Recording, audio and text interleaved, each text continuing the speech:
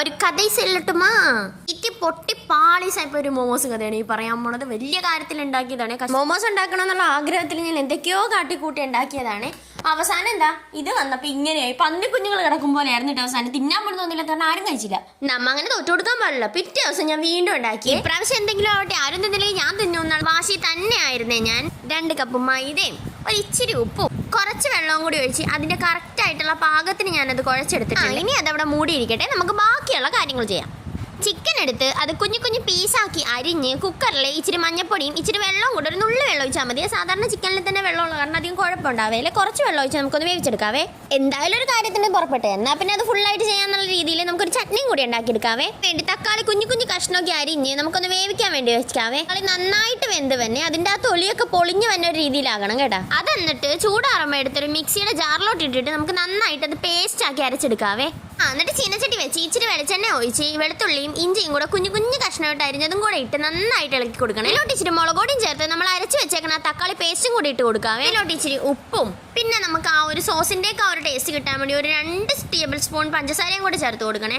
അപ്പം നമ്മുടെ തക്കാളി ചട്നി ഇവിടെ റെഡി ആയിട്ടുണ്ട്. അതിന് നമുക്ക് മോമോസിലോട്ട് തിരിച്ചു പോകാം. വേവിച്ച് വെച്ച ചിക്കൻ മിക്സിയുടെ ജാറിൽ കുഞ്ഞു കുഞ്ഞു കഷ്ണമായിട്ടൊന്ന് നന്നായിട്ട് അരച്ചെടുക്കണേ. തരിതരി പോലെ അരച്ചെടുത്ത ശേഷം അതിലോട്ട് പച്ചമുളകും പിന്നെ ഇഞ്ചി വെളുത്തുള്ളിയും കൂടെ കുഞ്ഞു കുഞ്ഞായിട്ട് അരിഞ്ഞതും ഇച്ചിരി കുരുമുളകും കൂടെ ചേർത്ത് കൊടുക്കണേ. ഇതിലേക്ക് ആവശ്യത്തിന് ഉപ്പും ഒരു ചെറിയ സവാള കുഞ്ഞു കുഞ്ഞായിട്ട് അരിഞ്ഞതും ഇച്ചിരി വെളിച്ചെണ്ണയും കൂടി ചേർത്ത് നന്നായിട്ടൊന്ന് ഇളക്കിയെടുക്കണേ. അവ നന്നായിട്ട് കുഴച്ചെടുത്ത് ഇച്ചിരി വെളിച്ചെണ്ണയും പുരട്ടി നമ്മൾ നന്നായിട്ടൊന്ന് പരത്തിയെടുക്കാം കേട്ടോ. ഇച്ചിരി പൊടിയും കൂടെ അതിന്റെ പുറത്ത് വിട്ട് കഴിഞ്ഞാൽ അടിപൊളിയായിട്ട് പരന്ന് വരും. നമ്മൾ ചപ്പാത്തിക്ക് പരത്തും പോലെ അത്ര നേർപ്പിച്ച് പരത്തന്നെ, ഒരു ഇച്ചിരി കട്ടിയോടെ പരത്തണം. എന്നിട്ട് ഇതൊന്ന് റൗണ്ട് ഷേപ്പിലൊന്ന് കട്ട് ചെയ്തെടുക്കണം കേട്ടോ. ഞാൻ മറ്റേ ചിരട്ടപ്പൊട്ടിന്റെ അടപ്പ് കൊണ്ടാണ് കേട്ടോ ഞാൻ അങ്ങനെ കട്ട് ചെയ്തെടുത്തേക്കണം.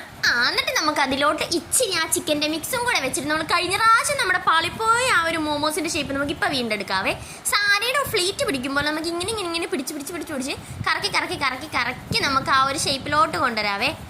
ആദ്യത്തെ 2 തെറ്റിപ്പോകും, സ്വാഭാവികം. പിന്നെ നമുക്ക് ശരിയാക്കി എല്ലാം കറക്റ്റായിട്ട് ഷേപ്പിൽ ഉണ്ടാക്കിയെടുത്ത് ആ ഒരു ഇഡ്ഡലി പാത്രത്തിലോട്ട് വേവിക്കാൻ വേണ്ടി വെച്ചപ്പോഴേക്കും എന്തെന്നില്ലാത്ത സമാധാനം കിട്ടിയിട്ട് അങ്ങനെ ദേ നമ്മുടെ മോമോസ് സെറ്റ് ആയിട്ടുണ്ട്. കടയെന്നൊക്കെ വാങ്ങിക്കണ പോലത്തെ ഷേപ്പിലെങ്കിലും നമുക്ക് തിന്നാനൊക്കെ ഈ ഷേപ്പൊക്കെ മതിയേ. കഴിഞ്ഞ പ്രാവശ്യത്തെ പാളിപ്പോയത് ഇപ്രാവശ്യം ജയിച്ചതിന് നല്ല സന്തോഷം എൻ്റെ മുഖത്തുണ്ടായേ. കൊടുത്തപ്പോഴാണെങ്കിൽ എല്ലാവർക്കും ഇഷ്ടപ്പെടുകയും ചെയ്ത്.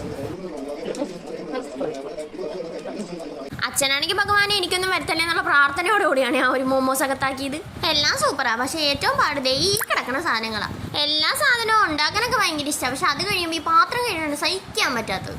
ഒരു കണക്കിന് മോമോസ് ഉണ്ടാക്കിയ ജയിച്ചതിൻ്റെ സന്തോഷത്തിൽ എല്ലാം അങ്ങ് തേച്ച് കഴുകി വെച്ച് സമാധാനത്തോടെ ഇരുന്നേ. അപ്പം അത്ര ഉള്ളൂ ഇന്നത്തെ വീഡിയോ. ബൈ.